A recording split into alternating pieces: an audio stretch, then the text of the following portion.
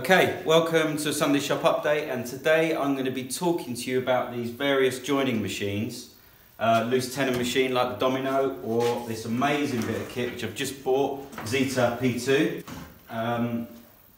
One uses a more traditional wooden joint, or can be mechanical, as I've shown in other videos.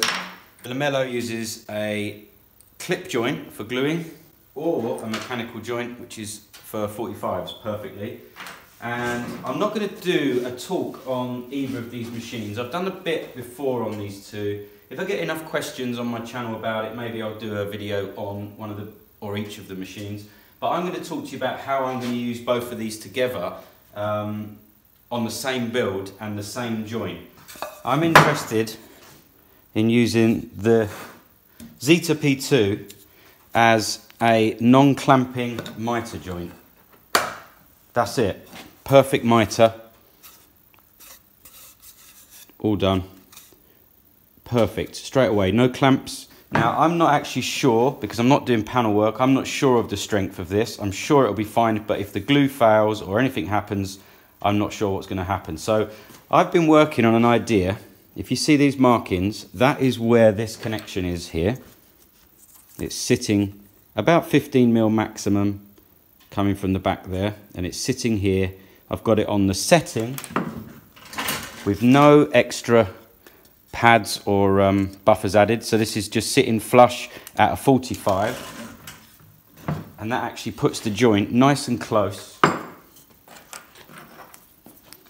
If you look here, puts the joint nice and close to the inside edge. I've done some markings.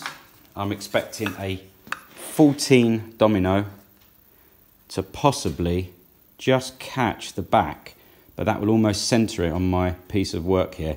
So I'm going to run a Domino through here and let's see how that looks. So my plunge depth is going to be 60.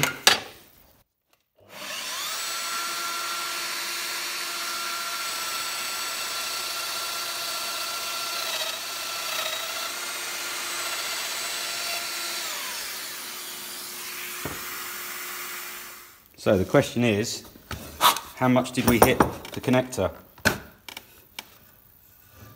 That's how much of the connector was caught. So it's still retained all of its strength, what it adds to the joint, meaning you could probably Domino this while it is wet, the glue is setting. I'm not going to do that. I'm going to let my legs cure fully, and then I'll hit them with Dominoes with resin the next day. So that is going to give us a serious hassle-free joint. We're going to get the tightness of the joint, as you can see on the Zeta P2, and then we're going to get the added strength of a loose tenon, so tight banging in here. And these won't be seen because they'll be under the table on the top and on the floor on the bottom. But if they were to be seen, my table is walnut and chestnut. I would make some walnut Dominoes and then use them as a feature, because I've always thought they look quite cool, especially on modern furniture, the Domino.